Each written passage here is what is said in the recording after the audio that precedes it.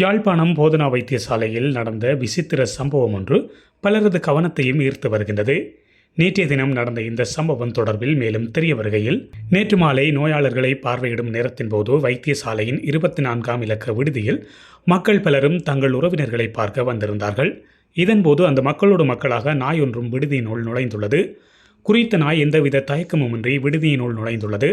பல நோயாளர்களும் உறவினர்களும் இருந்த இடத்தில் அது எந்தவித சத்தமோ குழப்பமோ ஏற்படுத்தாமல் அமைதியாக படுக்கைகளுக்கு இடையே நடந்து சென்ற காட்சியினை அனைவரும் ஆச்சரியத்துடன் நோக்கியுள்ளனர்.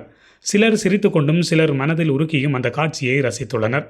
இறுதியில் குறித்த நாய் நேராக தன்னை வளர்த்தவரின் படுக்கை அருகே வாலை ஆட்டியவாறு சென்று நின்றுள்ளது. இதனையடுத்து குறித்த கட்டிலில் படுத்திருந்த நோயாளரும் தனது நாயின் இந்த செயலை கண்டு கண்களில் கண்ணீர் மல்க அந்த நாயை தடவி கொடுத்துள்ளார். இந்த காட்சி விடுதியில் இருந்த அனைவரையும் மெய்சிலிர்க்க வைத்ததுடன் அவர்களில் சிலரது கண்களிலிருந்தும் கண்ணீரை வரவழைத்துள்ளது. இதன்போது குறித்த நாயை சிலர் படம் எடுத்துக்கொண்ட காட்சிகள் வைரலாகி வருகின்றது. நாய் நன்றியுள்ள சிறந்த மிருகம் என்பதற்கு இது ஒரு சிறந்த சாட்சி என்று பலரும் சமூக வலைத்தளங்களில் கூறி வருகின்றனர். இந்த சம்பவம் யாழ்ப்பாணம் போதனா வைத்தியசாலையின் வரலாற்றில் ஒரு சிறப்பான நிகழ்வாக பதிவாகியுள்ளது.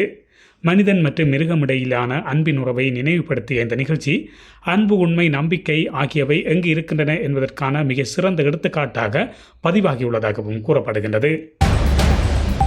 இதுபோன்ற செய்திகளை உடனுக்குடன் தெரிந்து கொள்ள மீரா தமிழ் சேனலை சப்ஸ்கிரைப் செய்து இணைந்தீர்கள்.